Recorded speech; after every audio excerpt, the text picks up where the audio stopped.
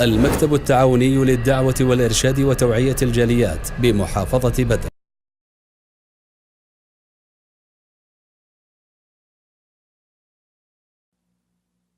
بسم الله والصلاة والسلام على رسول الله وعلى آله وأصحابه ومن والاه وبعد.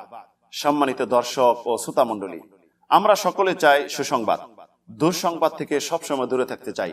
আজকে আমি আপনাদেরকে ইনশাআল্লাহ সুসংবাদ দেব, একটি নয়, দুইটি নয়, 10টি সুসংবাদ।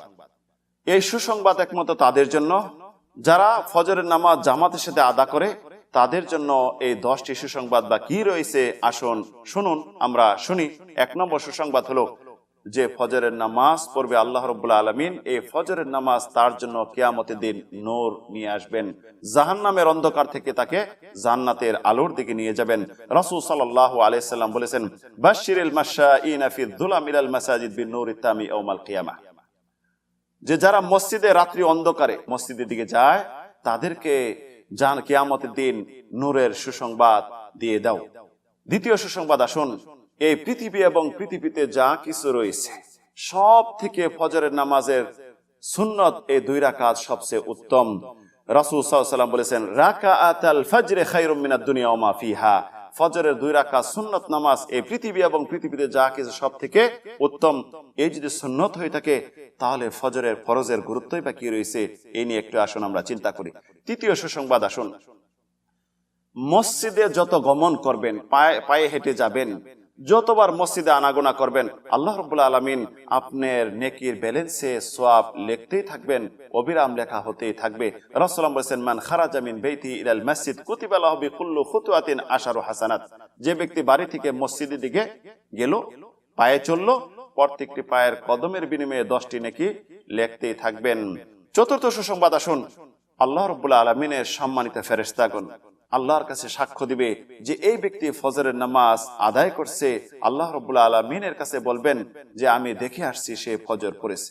এই সম্পর্কে আল্লাহ রাব্বুল আলামিন বলেন, আকিমিস সালাতা লিদুলুকিশ শামসি ইলা গাসাকিল লাইল ওয়া কুরআনাল ফাজরি ইন্না কুরআনাল ফাজরি কানা মাশহুদা, যে তোমরা নামাজ পড়ো সূর্য হেলে যাওয়ার পর থেকে নিয়ে ঘন অন্ধকার পর্যন্ত, এবং ফজরের নামাজ পড়ো, ফজরের নামাজ ফেরেশতাদের উপস্থিতি পরিলক্ষিত হয়। এখানে আল্লাহ রাব্বুল আলামিন আসরের কথা বলছেন, মাগরিবের কথা বলছেন, এশা নামাজের কথা বলছেন, পরবর্তী বলছেন ফজরের নামাজ, ফজরের নামাজে ফেরেশতাদের উপস্থিতি পরিলক্ষিত হয়।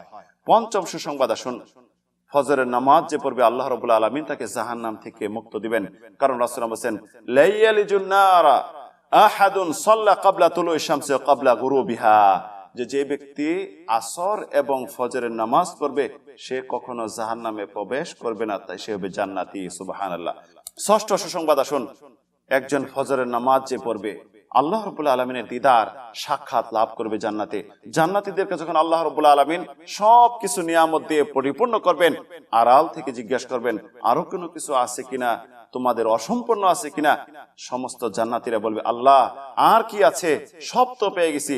আল্লাহ রাব্বুল আলামিন তখন সাক্ষাৎ দেওয়ার পরে জান্নাতীরা বলবেন যে এত যা আমরা পেয়েছি নিয়ামত, আজকে যেন সব নিয়ামত থেকে আজকে পরিপূর্ণ নিয়ামত এখন পেলাম, নিয়ামত যেন এখন পূর্ণ হলো।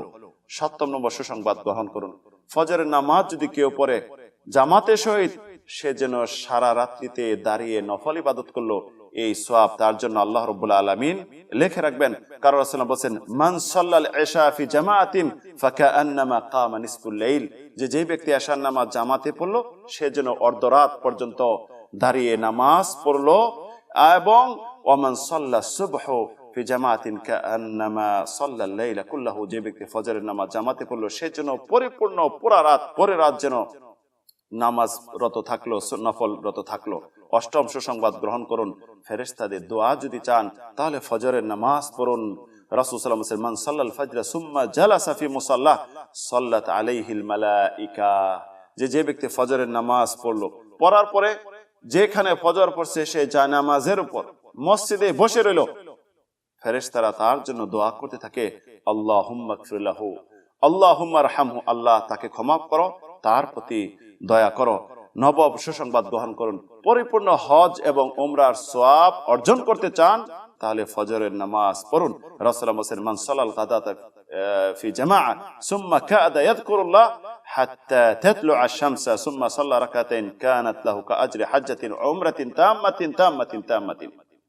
যে ব্যক্তি ফজরের নামাজ পড়লো, পড়ার পরবর্তীতে সে মসজিদে অবস্থান করলো, সূর্য উদিত হইল, সূর্য উদিত হওয়ার পরে সে 2 রাকাত ইশরাকের চাষতের নামাজ পড়লো, সূর্যোদয়ের নামাজ পড়লো, সে যেন কানাত লাহু কাআজরি হাজ্জাতিন উমরাতিন তাম্মাতিন, আল্লাহ রাব্বুল আলামিন তার জন্য পরিপূর্ণ একটি হজের উমরার সওয়াব লিখবেন।